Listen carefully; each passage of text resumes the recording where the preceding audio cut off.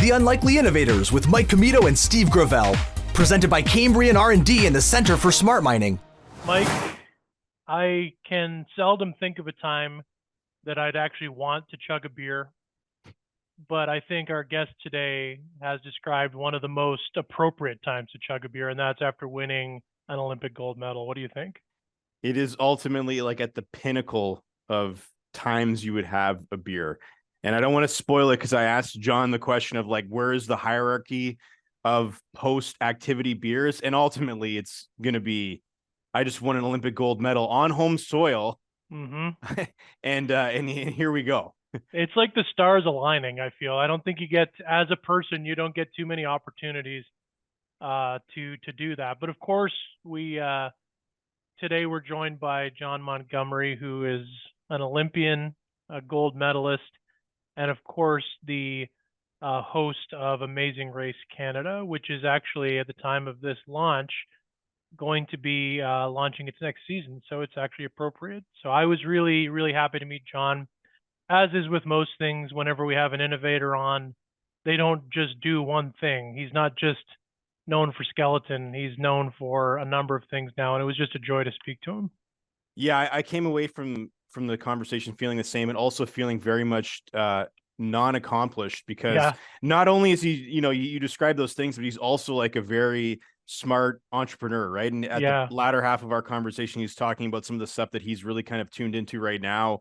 So overall, just like one of those guys you just kind of want to kick a little bit, only because like he does everything so well. But again, of course, I think the fact that we're launching this episode like just before Canada Day, but also with the Olympics coming up in the summertime. I know that obviously different games, but nevertheless, I think a Canadian that we're all very much still very proud of. And I think somebody that we can take lessons from his life so far and use that to further motivate each other. You and I will never get an Olympic gold medal, but we can still take a page out of Jon Montgomery's book. That's for sure. Well, I don't know. Maybe I could play the John Candy role in a in a bobsleigh team at some point. I think he needed I think he had qualifications though. Yeah, as I say, you and I are waiting until they add podcasting to the Olympics and have every other Canadian podcaster die in some sort of freak accident. And then you and I are the lone representatives that the country sends to the Olympiad, which even then we wouldn't win. Even then we wouldn't win. But somebody who has won is Jon Montgomery. So let's go to him right now. The incredibly underaccomplished Jon Montgomery. All right, we're back and we're joined by Jon Montgomery. Jon, as I was saying off air, really an honor to meet you and have you on the podcast today. Well, thank you for having me. It's a privilege to be here. Super. So, I mean, we want to talk about a few things in your life. Of course, I was like around 24, 25 when I saw you drink a beer for the first time, which we'll tell the audience about more in a few minutes. But when you're growing up in Manitoba, how does someone then, is the Olympic champion TV host sort of in your career plan bingo card at that point? Is that something that you aspired to athletically or entertainment wise, or how did that go from a young age?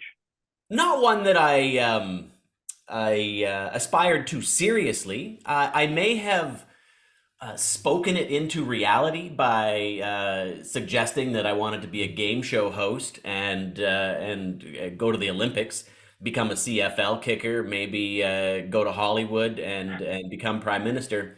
And so I don't know if I manifested it just by speaking it, but I never internalized it as something that I legitimately wanted to do, more of just being an asshole. But I did pursue things that would lend themselves to ultimately being able to say yes to something that I hadn't necessarily considered, but that I had a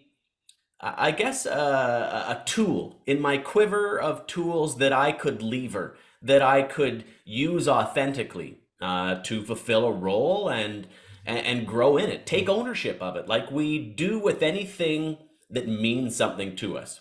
And when I was given opportunities to live in Calgary, I got to lever my multi-sport background, playing every sport that small town Russell, Manitoba had to offer. Hockey, golf, and baseball. and track and field and badminton and all those other school sports that you can do. But that's what I leaned into, to be able to find a sport that would be a vehicle for me to live out a dream, to representing my country on the world stage. And I had been shown, I guess, that these things were possible to small people from small towns by the smallest guy that ever played in the NHL. And he didn't just play, he thrived amongst giants in the NHL. And I had a hometown hero that illustrated that pathology of hard work, believing in yourself, and just dogged determination in that of Theoren Fleury. Mm-hmm. And he's won every major hockey accolade that one could aspire to, except for senior men's national championship. Mike, what's the name of that one? I think it's the Allen Cup, isn't it? The Allen Cup, that's it. The only one that escaped him, and he tried diligently for it late in his career, but that one did escape him. But everything else, from a World Cup to an Olympic gold to a Stanley Cup to the individual accolades that you can earn along the way, he achieved. And I believed that big things could happen to small people from small towns. So while I didn't aspire to be on television, when it presented itself as an opportunity, I jumped at it. I said yes. And I had been, I guess, conditioned to be comfortable in front of an audience through my exposure and my training as an auctioneer and my education in the automotive industry, and being myself in front of people, and being a version of myself, I guess, that's slightly elevated, that which I guess you're seeing right now. You know, this isn't how I talk to my wife necessarily. What? All the time. Yeah. Maybe when I'm giving a lecture to my children, it might come out a little bit, but this is a version of me which is kind of forward facing, which is a little bit elevated and still hopefully authentic. So long-winded answer to no. But yeah. No. Yeah, I mean, I think obviously you put it out into the universe and it came back. And you mentioned, you touched on like some of your your education you did in the automotive industry. If we weren't talking to you now as a result of everything you've accomplished over the last 20 years or so, what would the alternate timeline look for Jon Montgomery if maybe you didn't get into skeleton and that didn't lead to other opportunities you have now? Like, did you have another idea of where you wanted to go if maybe you weren't able to manifest, some of these goals of being an Olympic champion and, being in the entertainment industry? Well, there's a few of those moments in time that are TSN turning points, right? Like in the multiverse, another version of me exists had X not happened. Yeah. Had I not woken up at my buddy's house in high school and found out about this automotive college at Georgian, at the Canadian Automotive Institute, I would probably be an underwater welder. That was the design before finding out about this automotive college. Had I not been in that van and learned about the auction, I would probably have gone the dealership route, or maybe the manufacturer route in the automotive industry. And had I not moved to Calgary and found skeleton racing, I would probably still be in the auto auction world. But had I not drank that beer, I would decidedly be an Olympic gold medalist who is selling cars, almost assuredly, almost 100%, because that sharing a pint, sharing that pitcher with my brothers and sisters across the land was that TSN turning point where it was just 1 degree. My life changed in that moment by a single degree. But where we find ourselves 14 years later, me on your podcast, it wouldn't have come to fruition had I not drank that pitcher of beer, because that opened a lot of doors and granted me access to saying yes to a lot of things. But I know it was the beer that caused producers those few years later to think, who could we get that would do this role on The Amazing Race, that would jump off the precipice and eat that gross thing and do all of the stunts and challenges? What dim-witted fool could we find to do this for us? And I think they flashed back to that idiot on the streets that tobogganed and drank the beer. He seems like he might be game for this kind of stuff, and reached out, and I once again said yes to that opportunity and auditioned. I'd never auditioned for anything. And they maybe saw a glimmer of hope in somebody that could grow into the role and they could shape and mold like clay. Well, it was one of the most Canadian celebrations I think we've ever seen. We want to talk to you about that beer a little bit later, so I won't ask the question I want to ask you I now. won't belabor it now. But the question I did want to ask you, just to kind of get back into skeleton. Obviously, you mentioned how you discovered that in Calgary. The thing that Steve and I were thinking about is it's one thing to discover that sport, but how does one actually get invested into that and start to do that competitively? Obviously, you could do that in a place like Calgary where they have the facilities, but how did you, I guess, take that first step to say, like, I'm going to start doing this seriously and this is something I want to start pouring myself into? Well, it's an opportunity that's born out of I guess geographic proximity. You can't do it everywhere. If you're in one of the 3 places now in North America that has a track or hosts a track, in Lake Placid, New York, home of the 1980 Olympics, and one in the was it the 40s, I want to say, the 2002 games in Salt Lake City, Utah, and the 2010 games in Whistler, because they've mothballed the Calgary track for all intents and purposes. They've blown up the top portion of it. I think the plant is antiquated. From what I understand, it's a great target for terrorism, because if you blow up that ammonia plant, all that ammonia goes down into Bowness and smothers everybody. It's terrifying. I had no idea. So it's defunct. So it is an opportunity born out of your proximity to a track. And when I moved to Calgary, a city with an Olympic legacy, I got to try sports that I really couldn't access on the prairies or in my hometown. I tried long track speed skating. As a diminutive hockey player, I had to rely on my skating ability to survive. And so I thought long track speed skating would be easy. It wasn't. And I like to work smarter, not harder. So I was looking for other things to do. I was thinking about trying luge, and I would chance upon a skeleton race a week after the 2002 Winter Olympic Games had just concluded, still berating the Russian judges and riding on high for our men's and women's national hockey teams and my homeboy. And my parents visited, and we visited COP and did a self-guided tour. And I witnessed something that I could see myself doing, going head first down this track. And I didn't know that it was a sport. I didn't know that people went down the track that way, but upon laying eyes on it, something resonated with me. There was a degree of simpatico, perhaps, or at least it was the desire to try something that looked thrilling. Upon trying it, I think you have one of 2 responses. We'll call it the Jon Montgomery response, which is, that was amazing! Or the Rick Mercer response, which is, that was absolutely gobsmacking terrifying, and anybody that does this is touched. He's done every asinine thing you could do in this country, and he put skeleton racing at the top of his list of stupid. And that's from a guy that's ridden a bull with no skills to ride a bull. So those would be the 2 outcomes you could have. And I was blown away with the thrill of the ride and the prospect of what I might be able to do in a low-profile fringe sport. And I've probably as low profile and fringe as they get. So I thought, this is great. And the bench was deep on the speed skating team, the likes of the world's best with, Jeremy Ireland and or Ireland and Witherspoon and all the folks that we had that I would have to compete against. There was no Olympics at that moment in February of 2002, but on July the 3rd of 2003, after a season under my belt, the 02-03 season, it was cemented that Vancouver Whistler were awarded the 2010 Winter Olympic Games when word came back from Prague, Czech Republic.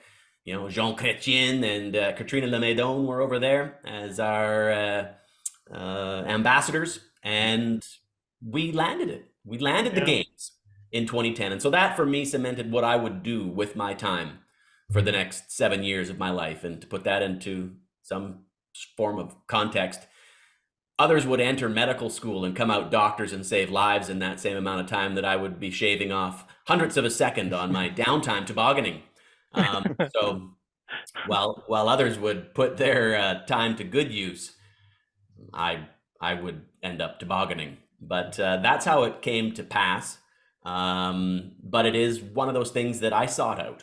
I was looking for, I guess, a means by which I could stretch my athletic career, having played hockey competitively growing up and desperately wanting to test my mettle against, maybe the world's best. I was looking for something. And by putting myself out there and trying things, being an active participant in the discovery process, I landed on skeleton racing. And it is one of those things that a lot of the people in the sport refer to as a post-secondary sport, because everybody that graduates university that's not quite ready to join the real world and has some modicum of a skill set that would lend themselves to doing one of the sliding sports. For bobsleds, it's being heavy and powerful. For skeleton athletes, it's being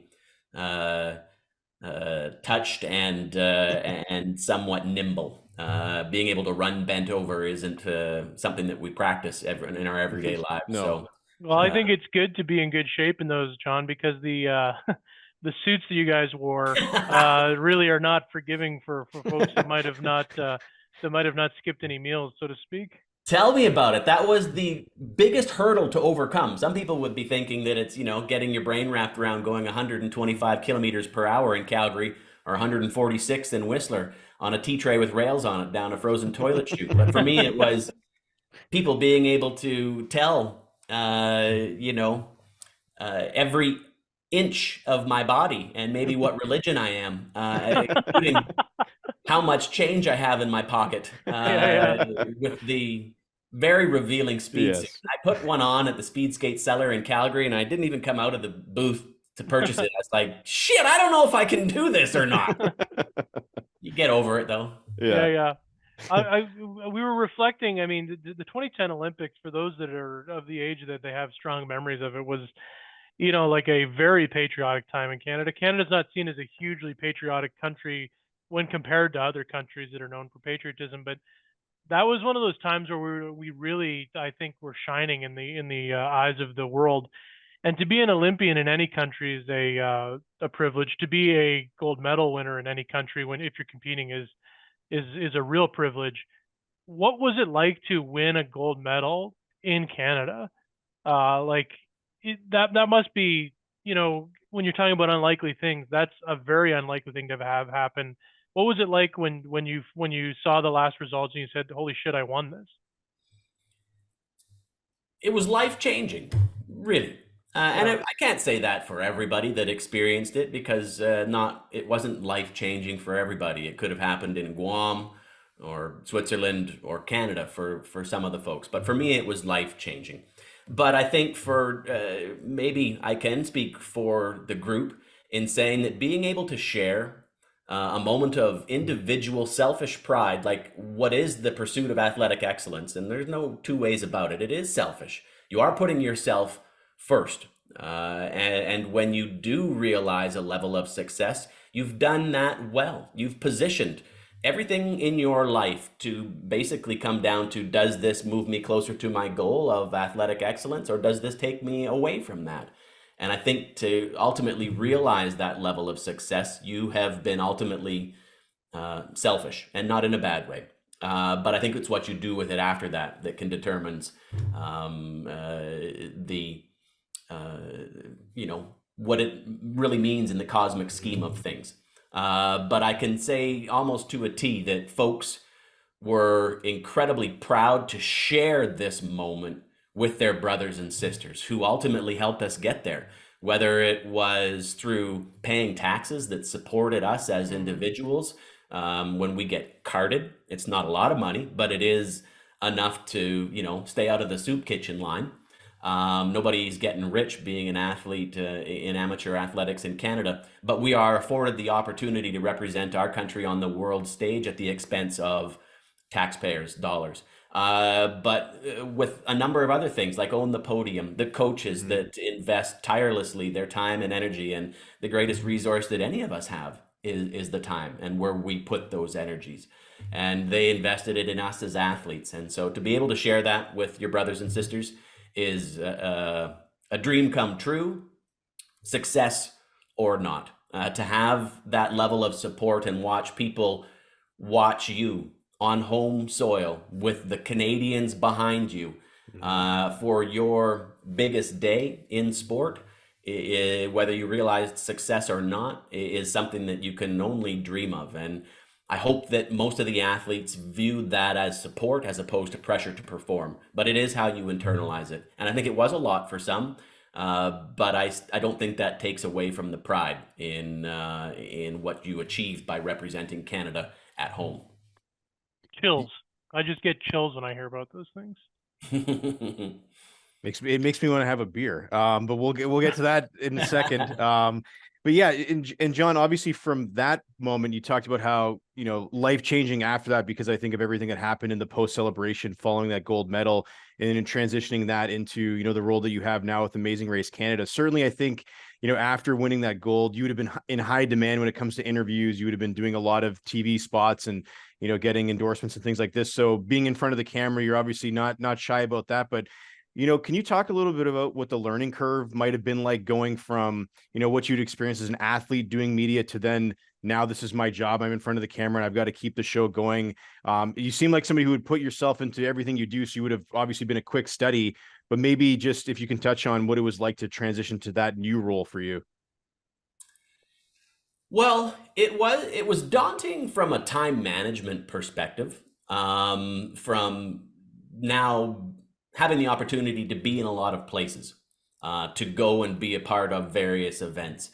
In terms of the transition from being a salesperson and an auctioneer and doing those sorts of things to now developing some sense of a keynote presentation for the speaking opportunities that were born out. And that was the first opportunity to take advantage of the low-hanging fruit from the interest that was born out of a home games, and especially for those who had success at those home games, to hear them retell their stories. And I was lucky enough to be able to basically beta test with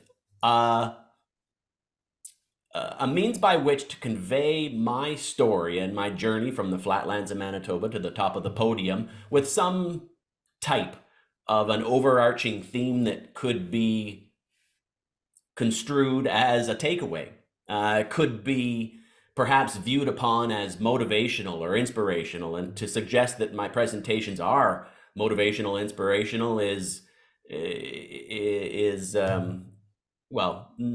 not for me to determine. It's up to the listener. It's up to the audience member to determine how they internalize that message. The hope is that there'll be some nugget there, some nuance that they can either add to their own quiver of tools or maybe pass along to somebody, whether it be a child at home or a coworker or a teammate, somebody in their sphere of influence. That's the hope. But to suggest that it is maybe a bit too proud on my part. So I got the opportunity to beta test with this public speaking, leaning into previous life experiences, whether that was being co-president of my student council in high school and speaking in front of the most mortifying group of individuals somebody could ever flip and find themselves in front of, which is your peers in adolescence. Jesus, yeah. That's just angst-inducing, because these are the people that you are judged by or perceived to be judged by the most, with zero latitude for F-ups. Come on. They'll eat you alive. And so leaning into that, leaning into being on a microphone in front of an audience, calling bids, doing speeches at weddings, which is something that I was forever and a day being asked to do. Nobody wanted me in their wedding party, perhaps, because I might ruin that really special moment, but he can't fuck up supper too bad, can he?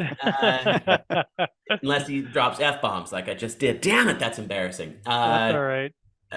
So those types of things lent themselves to me trying on for size different narratives and different themes, and ultimately beta testing and believing in myself enough to know that what I did mess up, if I took ownership of it, just like every other aspect of life, people would give you some latitude for that. But trying to pretend like you are something that you're not, and trying to talk about things that you maybe ought not to be talking about, and maybe taking yourself too seriously. I take why I'm there with the utmost of seriousness, but while at the same time not taking myself too seriously. And then genuinely being interested. And as a curious fella, not being, I guess, thinking that you're such a big wheel that you can't get to interact with the people who have spent the last 45 to 60 minutes listening to you talk ad nauseum without saying boo in the audience. Really what I am now, I'm the dude with the white gloves that carries the Stanley Cup around. People don't want to meet me. They want to get their paw prints on one of our medals. And I think that's the most important aspect of my presentations is I won't always, people will very rarely remember what I said, but folks will always remember how I made them feel. And taking that little bit of time at the end of your Prezi to genuinely connect with the folks that sat and listened to it while sharing something that we can all collectively be proud of, which is one of our gold medals from 2010. That's what I need to focus on. That's what I need to feed into and put my energies equally into that as I do being on stage and presenting. And I think it's been a recipe for success, and it's been well received. And I am proud to say that I am genuinely curious about everybody that comes up to me afterwards. And like a prairie person, we're desperate to find out who we know in common. And so I ask folks where they're from, why they're here, and do what my grandpa did every day when grandma would take him to the mall to go get her groceries. He'd sit on the bench outside Safeway and ask folks who they were and where they're from and tell them who they knew in common. Yeah, no, That's awesome. It's my gosh, it's incredible experiences you've had, especially going across Canada and then just seeing what Canadians are like. We don't want to keep you too long. I want to let Mike ask you about beer, but I just wanted to just give you a quick chance, as if you're not busy enough already, Jon. We got word that you're also involved in a new tech venture.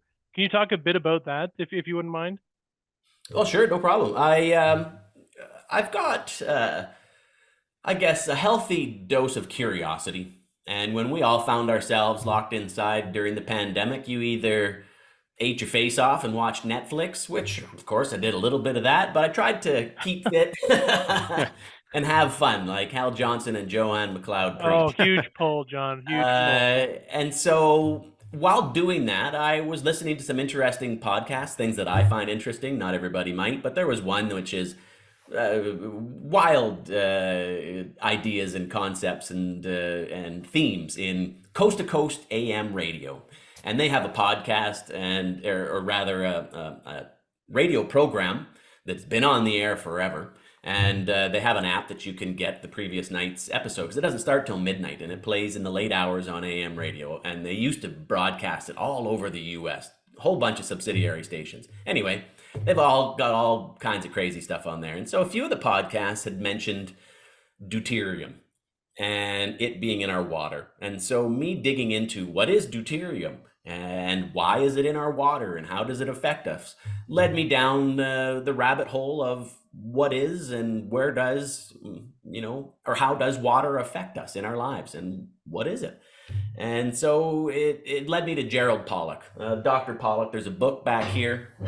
This one, I know it's probably fuzzy, but that's Dr. Pollack's book, and it's called The Fourth Phase of Water. And what was born out of this deep dive was that there are, in fact, 4 types of water. He discovered it by accident in an experiment in his lab at the University of Washington.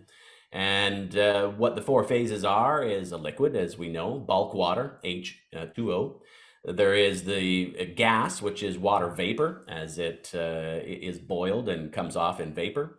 There is also the solid that we are all familiar with that I loved to toboggan on and skate on and frozen ponds and in your drink in ice. And there is this 4th phase, and this 4th phase is plasma.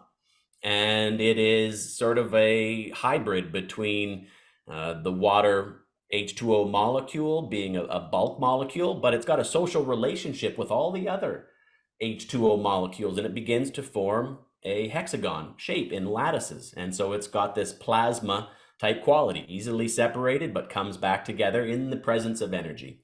That's what's in us. That's what gives rise to life on planet Earth, makes clouds in the sky, makes sand clump on the beach, the wet sand, as opposed to dry sand just flowing through your fingers. That's what gives this adhesive ability, is this fourth phase of water. And so I ended up, discovering that you could buy deuterium depleted plasma water, which was, it had a covalent bond that was spinning in the same direction, making it free to break up, essentially, creating hydrogen for your body. All this stuff was this product out of the United States.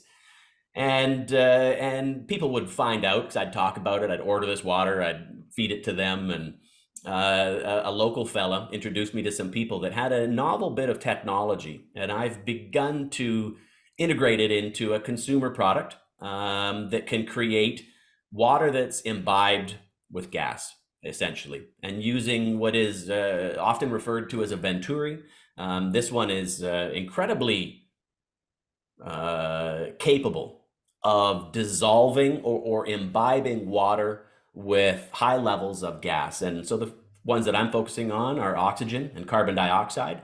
And then the imbibed water begins to take on new functionality in what it can do for us as individuals, whether it's growing food in our garden, for our cellular chemistry inside of our bodies, and also industrially with carbon dioxide and cleaning in industrial processes. It lends water to, water is pervasive in our lives, but being incredibly elevated in terms of its functionality for various purposes. Lately, I've been getting folks who have diabetes and dealing with neuropathy in their lower extremities as a result of poor blood flow, poor oxygenated blood flow. Usually when people begin to get neuropathy in their extremities, it leads to having to excise them, cut them off, and that is the harbinger of death, sadly. Folks who go that route aren't long for planet Earth, sadly. And we've been getting really profound feedback from people who I've just been taking them rubber boots and filling up the boots with this oxygenated water, and they absorb the oxygen that's concentrated in the water. You can take bulk water, tap water, from 3 parts per million up to 50, 60 parts per million if it's a little bit cooler. And they absorb this water, they absorb rather the oxygen from the water that's contained in a little tiny sphere called an ultrafine nanobubble. And to give context as to how small these spheres are, if I pull a hair off my head, you could line up 5,000 of them across the width of a human hair. In 1 milliliter of water, there are between 100 and 300 million, depending on the apparatus that we use, ultrafine nanobubbles in that water, which have been created through cavitation. They have no buoyancy, and so they don't bubble out. That little tiny sphere, lending its name to the type of water that I call it, spheric water, is where the gas is contained. It's absorbed through your dermis, your largest organ, and it has had lasting effect. I anticipated that it would perhaps relieve the neuropathy and the symptoms of these diabetic patients for maybe a short period of time. But we've found out that those effects of the cessation of neuropathy has been lasting. One session was helping one gentleman for upwards of a week. And so through the beta testing process, there's countless other ways that this water can be used. But that's one area that I've been particularly interested in and been given extremely quantifiable feedback. When I soak in it in my tub, it's hard for me to be able to determine the biochemistry that's happening within my body. It is creating oxidative stress. There's no doubt about that, but it's akin to hyperbaric oxygen therapy, where maybe the oxidative stress that it's creating within your body is akin to something like working out. Working out creates oxidative stress, but at a beneficial level. Smoking dags creates oxidative stress, but at a detrimental level. While nicotine might be beneficial, puffing them dags is creating oxidative stress that's not benefiting your biochemistry inside your body. I haven't heard the word dag in like 10 years, so that was worth it.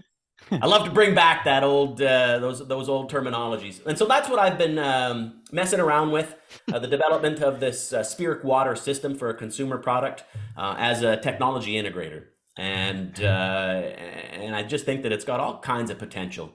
But for my area of interest is in personal health and wellness, as well as what you can do around your home with it, from watering your garden. I mean, the industrial the industrial possibilities for it, for say the northern oil sands in Alberta, is you can take a sealer jar of bitumen and agitate it with the carbonized water, and within minutes it will have released all that's bound up in it from the fractal sand, which has a revenue stream for making really sound concrete because of the fractal edges of the sand. It's never been wind blown in the Sahara, so it's got all kinds of craggy edges to it. To the clay, a revenue stream. The water in the middle, which has had zero heat exposure. So the biochemistry of that oil reacting with the heat is negligible. And it's got the water in the middle, and then floating on top is all the oil, the bitumen. And you can use it in car washes. They're using it right now. No need for surfactants. You use the carbonized water to clean your car with, having no need for soaps. And at the same time, that water goes back into the basin in the bottom. You introduce oxygen into that water, and it breaks down the petrochemicals, gets rid of all the stink. The oxidative stress kills the bacteria, and then you reuse it. And the only thing you're dealing with is evaporation. So lots of stuff you can do with it. Yeah.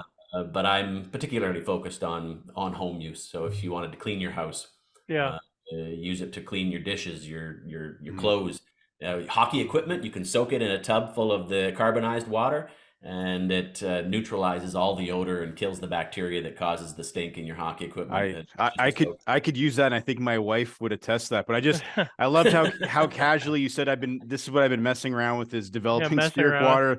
Like for me, I've been messing around. I've tried to play bowling this year, right? So these are different things. Messing around, Yeah, but John, you've been so generous with your time. Before we let you go, this question's been burning in me, and since I figured out that we're gonna have you on the podcast. So like, I always like to joke, and Steve can attest to this, about, go on Twitter and try to rank the best kinds of beers you could have. And so for me, like, the list includes like the post lawn cutting beer, the post Christmas ornament beer, like outside where you can admire your work. Anything in a sauna is obviously great, but like, you obviously have had a beer that most of us would never experience, and that's the post Olympic champion beer. Like, just how do you rank that? Obviously it's the top of the list, but also Steve and I were also just curious, what was it you were drinking? I can't even remember at the time. I think we were all just caught up in seeing you slamming that beer, that we just wanted whatever it was in our fridge. We were cheersing right along with you. So the lady that gave me that beer, I refer to as my beer angel. She changed the trajectory of my life in that moment. I have an eternal debt of gratitude to repay her. She was an English woman visiting her brother, who was working at Black's Pub in Whistler, while her other brother visited from abroad as well. She lives in New Zealand as a physiotherapist. And it was a darker beer. Really? I drink it, you can see that it's got some darker color to it. I think it was a Black Tusk ale from Whistler Brewing Company, pulled out of the spigot at the Black's Pub. And I think, to make a commentary on the best beer, it's really hard pressed, because everybody's got their own thing to celebrate. But I can tell you that the sweetest beer is a free beer, and $3.99 is a price that I'm near and dear to my heart. I'm super fond of. So I gotta say, the sweetest beer, Olympic or non-Olympic, has got to be a free beer. I think we can all agree with that. That's for sure. Yeah, there it is. Yeah, there we go. This isn't the picture, but it is a picture that I've branded. And I always auction these off after an event. Yeah. So I lever that old skill set in auctioneering, and I always try and pay it forward. And for a charity of choice, for maybe the winning bidder, sometimes you can get more out of an audience if everybody can bid from their special place in their heart. or if the organization I'm presenting to has a charity of their choice. But I always bring a beer pitcher along with an Amazing Race clue card and sell it for charity at the end of a presentation. It's impromptu, it's quick, and it's one of those things. People have always enjoyed hearing an auction, and they're surprised that you can do it, and it's just another one of those stupid party tricks. But if you can leverage a stupid party trick for charitable causes, I think you've got an obligation to do it. No doubt. Absolutely. Jon, you've actually combined two of our greatest things, and that's pop culture references and Canadiana. And I really, really appreciate you coming on and sharing your story. Each of the sort of phases of your life that we talked about could have been podcast episodes on their own. So as your tech venture unfolds, we'll definitely have you back on as that comes out. But really, really appreciate the time you took to come on with us, and we're really glad to bring your story to our listeners. Well, thank you very much. I'm happy to do so, and thanks for your interest in chatting with me. Awesome. Yeah, no, thanks, Jon. That was great. Appreciate it. No sweat. Enjoy the rest of your day, and I'll be keeping up with the podcast. I've been listening to a few of them, and am inspired by other people's stories and journeys through being an innovator and their tech development, and more than anything, being committed to realizing something that without their vision and tenacity would never have come to fruition. So that's always inspiring for a guy like me. So thank you for that. Well, thank you. We appreciate you so that. much, Jon. And stay safe out there. Well, Steve, at risk of looking back on our own failed lives so far, I'm just kidding though. I think Jon was great. Certainly Indeed. By the end of that conversation, you just couldn't help but think like, this guy's just got it. And I think you and I could have had a whole other episode with him just on his entrepreneurial and scientific exploits. So maybe he'll be a repeat guest. I think he'd be somebody we'd be happy to have on. But it is obviously, maybe by the time people are listening or watching this, it could be Canada Day. So again, a great time to celebrate with a patriot like Jon Montgomery, who did our country proud in 2010. But it's also, we're kind of starting to think about Paris and the 2024 Summer Games, which when I was a kid was always a big moment in our house, right? That's when, everything would kind of stop. That was really the must-watch TV programming. Obviously, the world has changed with streaming and different things competing for your eyeballs throughout the summer, especially the nice weather. But was the Olympics like a big thing in your house? Was that the thing that your family just kind of like tuned into for the 2-week period, and you're watching everything from like shot put to equestrian, dressage. I was gonna say dressage. Yeah, is that still? Yeah. I feel like that's maybe. Is that? No, that's still in, buddy. That's still in. But I feel like it's losing favor a little bit because of the animal cruelty. Maybe. I don't know. I can't think of a better fed animal than an equestrian horse. But so yeah, I mean, the short answer is yes. And it was like one of those things where it's like, and correct me if I'm wrong about your experience, I don't think about like the sprinting events until the Olympics come around. Yeah. Maybe Diamond League, because I got into the athletics for a while just watching them, because Usain Bolt was such an inspiration. And I just think I think we all think as Canadians our age, Donovan Bailey was really that's what really crystallized it for me. I don't think I remember watching as sort of religiously as we did before the 96 Olympics in Georgia, right? Yeah, Atlanta. It was in Atlanta. Yeah. So I mean, same experience. I think it started with summer, weirdly, in Canada for me, and then I think we had equal fascination with the Winter Olympics thereafter. Where you're watching like ice dancing or biathlon or something like that, where you're skiing and shooting, which I think is one of the coolest combinations. But and I mean, there's such a diversity of events you don't even think about, and I don't know why there's that fascination, but it was definitely there. Yeah, I mean, I think for me as well, it was 96 with Bailey and the Canadian team there. I think also like at that time I would have been like turning 11 years old, so I think you're a little bit more switched on. Although I do remember like Lillehammer, like the Winter Games, a little bit, a little bit here and there. But yeah, I love the Olympics because I love how that you can just like immerse yourself in a sport that you know nothing about and you don't watch ever, and then that becomes like you're just dialed into what's going on like anything, right? Like the decathlon, beach volleyball, like you're now also like kind of becoming a little bit of an expert, right? You get the armchair effect where all of a sudden, like, this sport that I haven't watched all year, for the last 4 years for that matter, is now become my personality at work for the next few days, right? So it is a fun time. It's also one of those times when, at least for me, as somebody who swam competitively, it's like the one time every 4 years where that sport I did becomes relevant again, and I actually have something that I could offer, because I did it for so long, right? But other than that, it's really the one time when everyone gets into swimming, especially when we've had so many great Canadian swimmers. I think of Penny Alexiak, again, who's going to be back at it, right? So yeah, and I think with the exception of your experience, I always wonder, where do they get experts to do the color commentary on some of these very obscure sports? Like, I mean, I suppose there's experts out there that are into archery, but like, to be also a good color commentator, what's the overlapping concentric circles of those two talents? well, it's yeah, to your point, it's like the one of the guys that does the color commentary for swimming, Byron McDonald, was the, I don't know if he still is, but he was, when I was swimming at Laurentian, he was the U of T swim head coach. Right. So So I you mean, have to have excelled and done the sport at least Yeah. to a high enough level to know about it, and then also be good on the mic. exactly. Yeah. And I Yeah. mean, I think that's kind of the harder part, right? Because, like, obviously Yeah. U of T was always a wagon in swimming, and Byron McDonald's resume speaks for itself. But Yeah. to then also be good at talking about and describing what you're seeing, especially in a sport like that, where, like, it's one thing where, like, you're doing hockey, and I think with something like that, you can take the liberty of knowing that, like, your audience is like, this is one of the sports they watch all the time. So, like, Yeah. you don't have to be perfect, but, like, when somebody at home is watching the 200-meter butterfly for the first time, it's like they have no idea what is going on, what the strategy is, like, what is the technique, what should I be looking for?